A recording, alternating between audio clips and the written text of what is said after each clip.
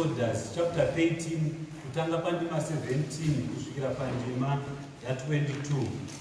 Exodus chapter 13 from verse 17 to verse 22. Ndichatangisa kuverenga. Musoro weshoko uriko unoti, vaIsraeri vanobuda Ijipita. Verse 17. Zvino Farao wakati aregedza vanhu kuti vaende, Mwari haana kuvafambisa nenzira yepanyika yevaFiristia, kunyangwe yaiva pedyo, nokuti Mwari wakati zvimwe vanhu vangazvidemba kana vachiona kurwa vakadzokera Ijipita. Asi Mwari wakapotesa vanhu nokure nenzira yokurenje rapagungwa dzvuku. Vana vaIsraeri vakabuda panyika yeIjipita vakashonga nhumbi dzokurwa. Mozisi akatora mapfupa aJosefa akaenda nawo, nokuti wakanga apikisa vana vaIsraeri achiti, zvirokwazvo Mwari uchakushanyirai, muchabva pano mugoendawo namapfupa angu. Zvino vakatanga rwendo rwavo vakabva Sukoti vakandovaka misasa yavo paEtami pamucheto werenje. Jehovha akavatungamirira masikati neshongwe yegore rokuvaperekedza panzira, usiku neshongwe yomoto yokuvavhenekera kuti vafambe masikati nousiku. Shongwe yegore yakanga isingabvi pamberi pavanhu masikati kana shongwe yomoto usiku. Mwari vokudenga varikufadze kuverengwa kweshoko ravo. Chakumikidzirwa shoko nenzira yemunyengetero nababa vamufudzi.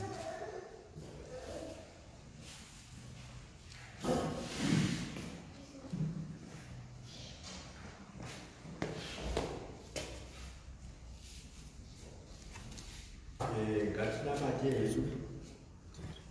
Baba vedu vari kumusoro kudenga, tinotarira kwamuri mangwanani ano, tichimutendai nechipo choupenyu chezuva ranhasi. Mwari maita henyu tikwanisira kuti tive muno mumba tinzwe shoko renyu. Tinokumbira kuti muparidzi wanhasi mumupe mashoko amashuva kuti imi tizive. Tinokuisa zvese mamuri nekuti ndimi miti wezvose. Pane zvakawanda zvinoitika mazuva ano sipira gore rino iri, asi tinongobvisa zvese mumaoko enyu. Chimwe nechimwe chine nguva yacho, zvichapera hazvo zvinonidza izvozvi, asi Mwari tinongotema nemi tichikumbira kuti muve nesu pazvose. Tinokumbira Mwari kuti mutipe nzeve dzokunzwa shoko renyu rechidudziro, tiribate zvakasimba rigotibatsira pakurarama kwedu. Ishe wekumusoro-soro, pane zvinouya muvanhu sokusikwa kwavakaitwa, asi tinokumbira kuti zvose zvirikugona kukakanisa kutaurwa kweshoko renyu, kunzwa kweshoko renyu, nokuti ritibatsire zvimudzingire kure, isu tinzwe shoko renyu Ishe zvakanaka. Mwari wamasimba ose, ivai nesu panguva ino yehoridheyi.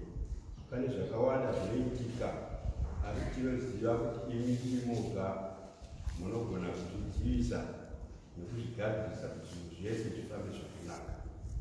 Kudzwai Ishe nesu vanhu venyu vakasika pano panyika.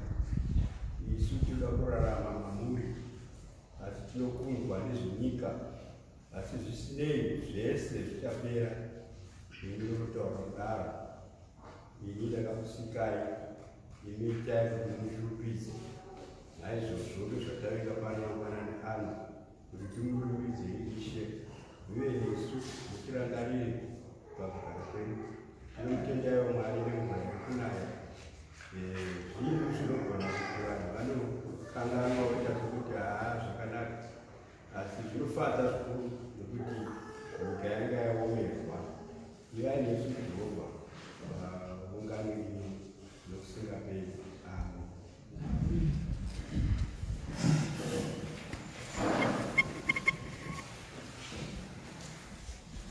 Dingindira redu nhasi rinoti iro Mwari ndivo vanotipa upenyu nokutitungamirira. Mwari ndivo vanotipa upenyu nokutitungamirira. Ndiyo thimu yedu yanhasi. Svondo yanhasi ndiyo svondo yokupedzisira mugore ra2020. Iro gore ra2020 rakauya neshanduko dzakawanda. Pane imwe nguva kuda tikararama senhapwa tiri mukati menyika yedu because of limited freedom yakauya in the name of lockdown nokuda kwezvimwe zvakawanda. Coronavirus yakaunza shanduko dzakawanda dzaiafekta upenyu hwedu in a negative sense. Saka nokudaro zvatinotarira zvino patinopinda mugore ra2021 tinoita tariro yokuti zvinhu zvive neshanduko yakanaka inofadza paupenyu hwedu. Nguva yatiri ino inobva yatidzosa mundangariro dzeshoko ravana vaIsraeri vachibuda munyika yeIjipita. Vana vaIsraeri vanga vagara makore akawanda vari mukati menyika yeIjipita, asi zvino vari mukati menyika yeIjipita vanga vorarama senhapwa dzakanga dzava nhapwa, vachimanikidzwa kukanya zvidhina nemate nokupisa zvidhina neuswa. Dzakanga dzave nhapwa. They had no freedom of worship. Vakanga vongoshandira vaIjipita. Saka vakachema kuna Mwari. Zvino Mwari vanzwa kuchema kwavanhu vavo. Mwari vakati ndoburuka zvino ini ndomene kuti ndirwire vanhu vangu. Saka Jehovha vakauya vakarwira Israeri neruoko rune simba. Kwakaitika zvishamiso zvakawanda paIjipita. Chimwe chezvishamiso zvikuru zvakaitika chinova zvechishamiso chokupedzisira pane zvakaitika pamatambudziko 10 ndicho chekufa kwematangwe. Matangwe evaIjipita vose akafa, Mwari vachitaridza simba ravo kuti vana vaIsraeri vabude mukati menyika yeIjipita, kusanganisira kunyangwe nedangwe raFarao rakafawo nezuva iri. Saka even though Farao akanga asingadi kuti vaIsraeri vabude munyika yeIjipita, asi vakabuda nokuti Jehovha wakavarwira neruoko rune simba. Mugore ra2020 takasangana nezvizhinji zvairema zvaida kutidzosera kumashure. Makanga mune zvizhinji zvaitiremera, zvimwe zvaida kutora upenyu hwako. There are some people who even tested positive to COVID-19, but they are seated among us. Why? Nokuti Mwari vakavarwira. Unoziva zvinhu zvinorema kuti unzi wabatwa nechirwere chaunoziva kuti chiri kunzi hachirapiki. Zvimwe zvirwere zvakaita sana malaria ichokwadi zvinouraya, asi machiremba once vadiagnosa kuti no, this is malaria, vanotofanira kuti vakunoziva kuti treatment iripo. After mazuva akati vanoziva kuti unenge waraiti. Asi zveCovid izvi kungoudzwa kuti unayo newe wotoshaya kuti zvinondodini nekuti mushonga hapana. Mumashops taipinda wozoona panews manheru paakunzi pane vashandi vanosvika 10 vekusupamaketi yakati vanzi vava positive, saka supamaketi yambovharwa apaiwo abvapo. NdiMwari vakatirwira neruoko rune simba, vachitirwira kunyangwe pahosha iyi isingarapiki. We had a volatile economy, zvinhu zvichingoshanduka. Pakatanga gore vanorangarira zvakanaka, waiti mutengo wasiya ukazodzoka mangwana unowana mutengo wachinja. Nayo maprice acho akanga akawanda, uchitanga kubvunza kuti saka muda kuti muri kubhadhara, iwe wabvunza kuti imari hauchapindurwi, wotonzi uda kubhadhara sei. Asi Mwari vakatirwira. Kunge tiri pano nhasi inhau yokuti Mwari vakatirwira. Zvino zvotoaprocha 2021, zvotopinda mugore ra2021, takafanira kunzwisisa chinhu ichi kuti ivo Mwari vakasititungamirira, vakatirwira mugore ra2020, ndivozve vanotitungamirira mugore ra2021. Pane zvinhu zvina zvinobuda pandima dzataverenga zvatoda kutaura nezvazvo pazuva ranhasi. Chokutanga ndicho chokuti Mwari vanorwira vanhu vavo nokuvatungamirira pakufamba. Kana tichitarisa pandima ya17 yendima dzataverenga, patotaurwa kuti Mwari vakati varwira vana vaIsraeri neruoko rune simba. Mwari wakavafambisa akavaendesa nenzira yekurenje repagungwa dzvuku, kubvira kuti ndiJehovha vanofambisa vanhu vavo. Saka in addition yekurwira vanhu vavo, Mwari vanofambisa zvevanhu vavo vachivasesedza nokuvafudza.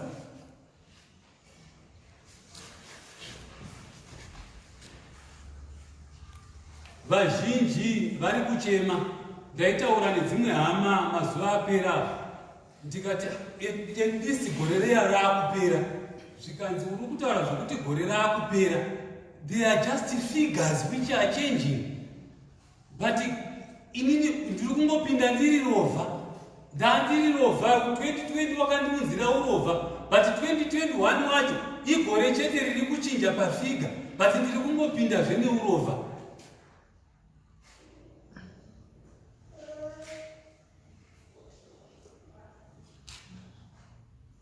Saka zvakadaro unobva wafunga kuti ichokwadi achitaura kudai naiyo school fees iri kubva yadikanwa. Ende haisi kudikanwa kare kare. Manje handiti zviri kuvhurwa izvo zvapo padhuze pazviri kuvhurwa. Holiday yacho yakangoita sokuti vana vaenda kuweekend. Zvakadaro vana vechikoro vari kutochemawo, vari kutaiwa. Gore kuchinja raakuchinja, asi isi hatisati taona shanduko pakudzidza kwedu. Hatina shanduko yatati taona. Saka kana zvakadaro vanhu vanenge vadzere nokukahadzika pamwoyo yavo. Asi kana tichitarisa pashoko rataverenga, tinoona kuti Mwari unotungamirira vanhu vake. Hatifaniri kutya kana kukahadzika. Nemhaka yei? Because we have a divine leader, one who creates a way where there is no way. PaExodus 14 pavhesi ya16, Mozisi wakanzi naMwari, tambanudza tsvimbo yako wakataridza kugungwa.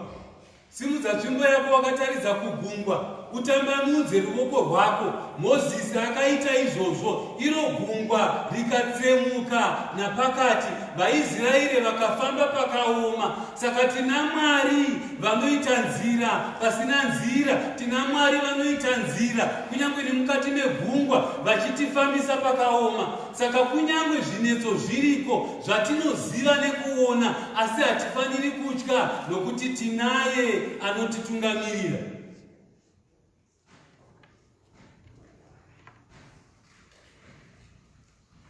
VaIsraeri vanoti vabudiswa naMwari, vanoona kuti kwatinofanira kuvambukira ndekoko, asi havana kwavanogona kuti vaende nokuti gungwa rakanga rakavamirira mberi. Uye ivo vachitarisa kumashure vakabva vaonazve iyo hondo yavaIjipita ichiuya. Ndiri kuti mudikani, tava pedo asi hatisati tavambuka. So near yet so far.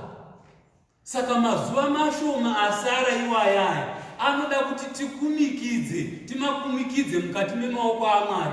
Nekuti kana ukasadaro unozviruza pamazuva iwaya mashoma asara. Anomuzaniswa kuti vanokunofiwa here? Handiti? Saka uyai tikumikidze iwo mazuva mashoma asarawo mukati memaoko aMwari kuti vatitungamirire. PaGenesis 15 pandima ya7, Mwari vanoti kuna Abrahama, ndini ndakakubudisa munyika yeUri yavaKaradhiya ndichikuunza kunyika ino kuti ndikupe kuti ive nhaka yako. Saka nesuwo tinofanira kuziva nokunzwisisa kuti Mwari ndivo vanotibudisa muna 2020 vachitipinza muna 2021, kwete kuzozvirova chifuva kuti tapinda. Makambounzwa muromo iwoyo vanhu vachitaura kuti tapinda, munhu achizvirova chifuva. Hakusi kupinda nokuda kwekungwara, asi nhau yekuti tina anotipinza nokuti ndiye atotitungamirira kuti tipinde ikoko. Saka ikona kuzorasa muromo kuti ndakapinda paiginya 2020 rari nenharo, but rine ndazoripinda paiginya. Haupinde paiginya, unopinzwa nenyasha.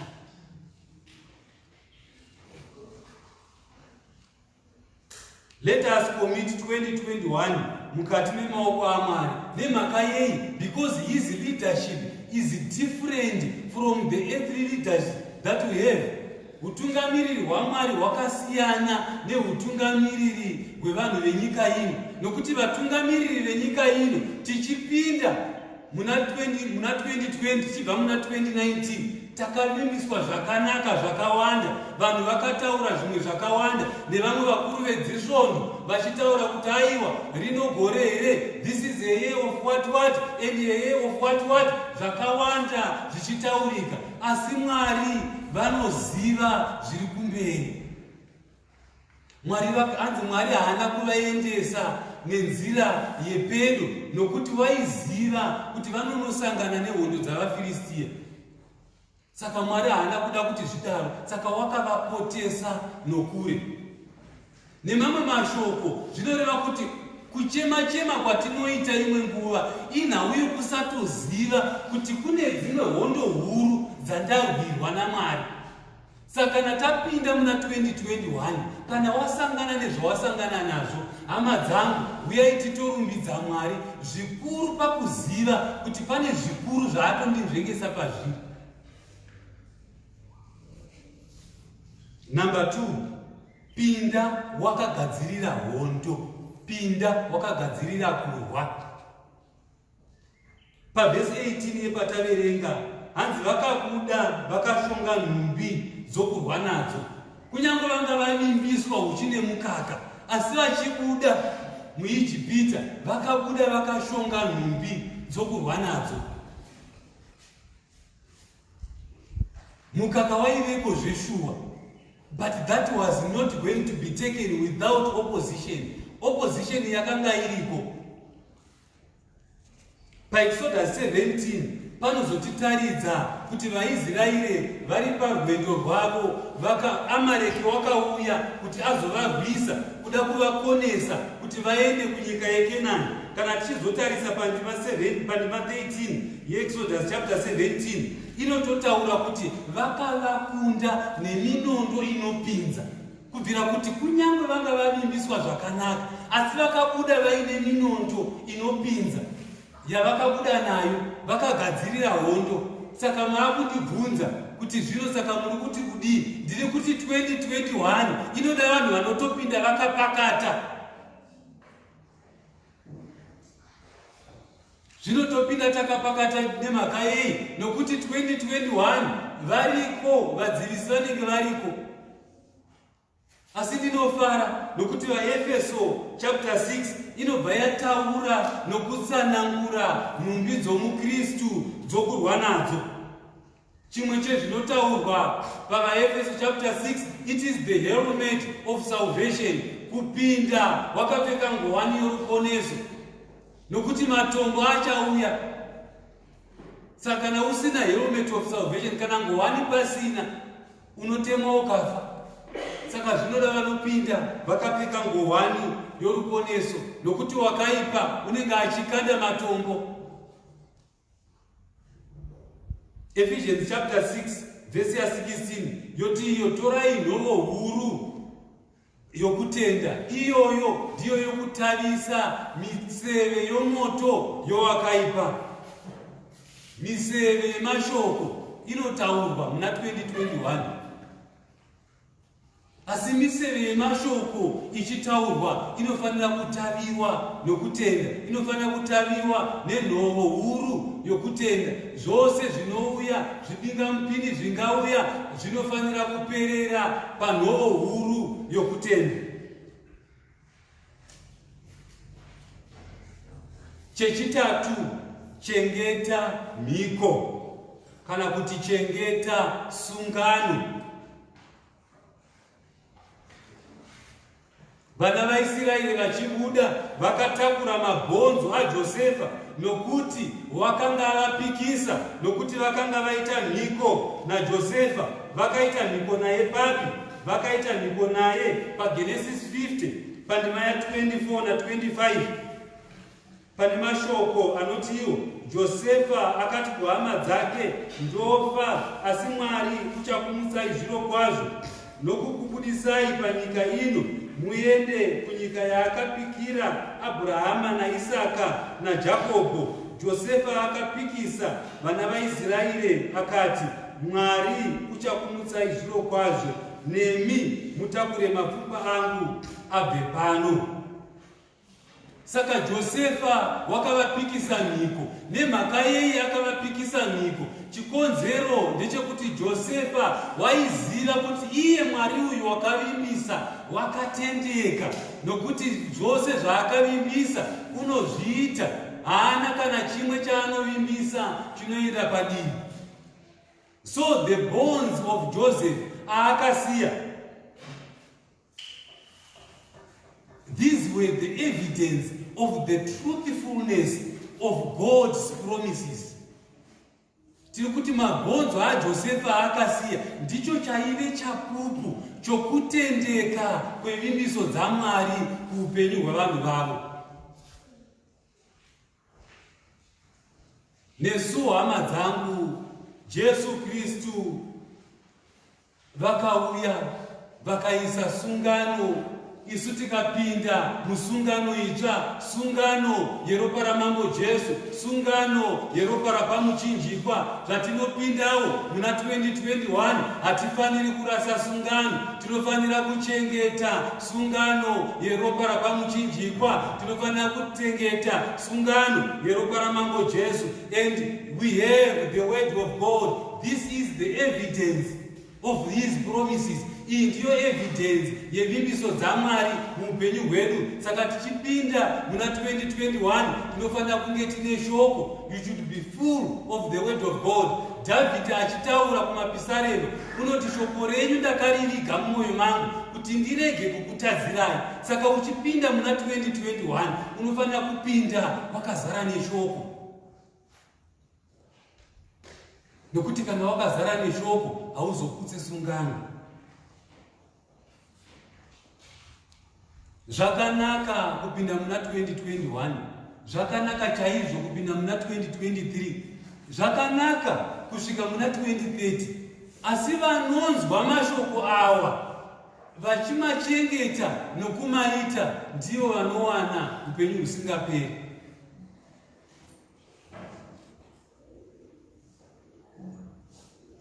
Saka hama vadikani, uyai tichengete sungano yeropa ramambo Jesu. Uyai tichengete sungano yedu naKristu, kuti kunyange makore achiwanda asi pakupedzisira tigowana upenyu husingaperi.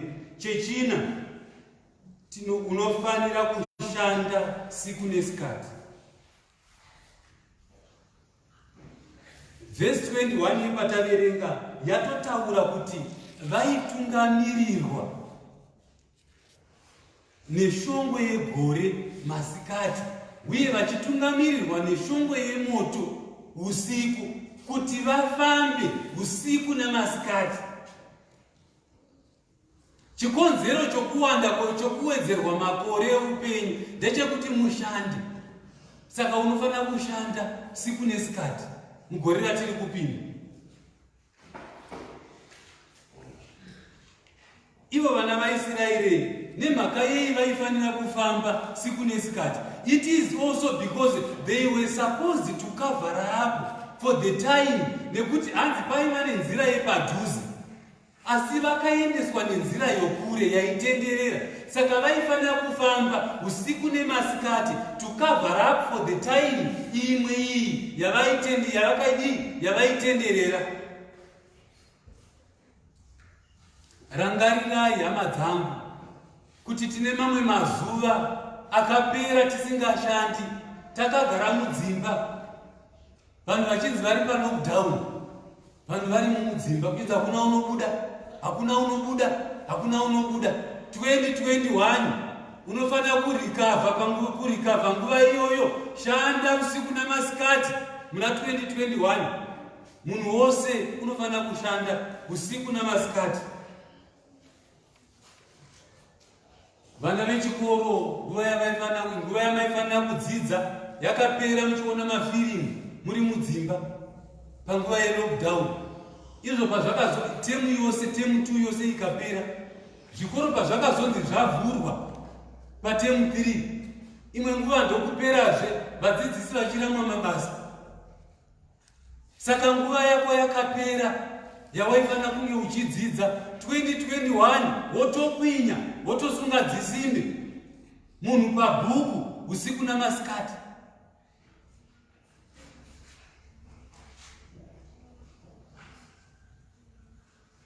VaKristu, nguva yataifanira kuparidza yakapera, tichiita zvinhu zvisina maturo. Uyai tikoshese upenyu hwatinopuwa naMwari patinopinda muna 2021. Paridza usiku, paridze masikati, paridza masikati, uparidze zveusiku. Pauro achitaura kuna Timotiyo unomuti, Timotiyo, paridza nguva dzose, paridza panguva dzakafanira nepanguva dzisakafanira.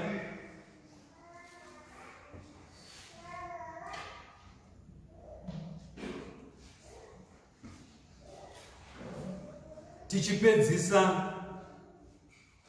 kana tichitarisa paJohani pachapter 8 pandima ya12, panotitaridza kuti Jesu Kristu ndiwo chiedza chenyika, ndiwo chiedza chinovhenekera kunyika yose. Saka ani nani unotevera chiedza ichi unova noupenyu, ani nani unotevera chiedza ichi unowana upenyu husingaperi. Tinacho chiedza ichi, hama dzangu, chinotivhenekera masikati nousiku. Zvino zvatine chiedza chinotivhenekera masikati nousiku, uyaiwo tishande usiku namasikati kuti zita raKristu rigokudzwa. Mapisarema 27 ndima ya1 inotiyo, Jehovha ndiye chiedza nomuponesi wangu, ndingagotya aniko? Jehovha ndiye simba roupenyu bwangu, ndingagovhunduswa naniko? Ndiwo mashoko anotaurwa naDhavhidhi. Unoti, handina mumwe ungandivhundusa, handinazve chimwe chinhu chandingatya. Mukristu uri kutyeiko? Ungatyeiko tichipinda muna 2021? Haufaniri kuwana chimwe chinhu chaunotya. Kunyange COVID-19 ikanzi inenge ichiko, haufaniri kutya kunyange chinhu. Chero kukanzi kwakuya third wave, handiye zvinokutaurwa zvesecond wave, chero kukanzi kwakuya zve3rd wave, hatifaniri kutya kana kuvhunduka, nokuti tina iye, tina Mwari vanotirwira, tina Mwari vanotipa upenyu, tina Mwari vanotichengeta. Mapisarema 84 ndima 11 panonzi, nokuti Jehovha Mwari izuva nenhoo, Jehovha uchapa nyasha nokukudzwa. Hapane chinhu chakanaka chaanganyima vanofamba nokururama. Mugore ra2020 hama, Mwari ngavatiwanire nyasha tifambe nokururama, nokuti kana tikafamba nokururama hapana chakanaka chatinganyimwa naMwari, hapana chakanaka chavangatinyima. Vanotipa zvose zvakanaka, chikuru chazvo hurihwo upenyu husingaperi muna Kristu Jesu Ishe wedu. Amen.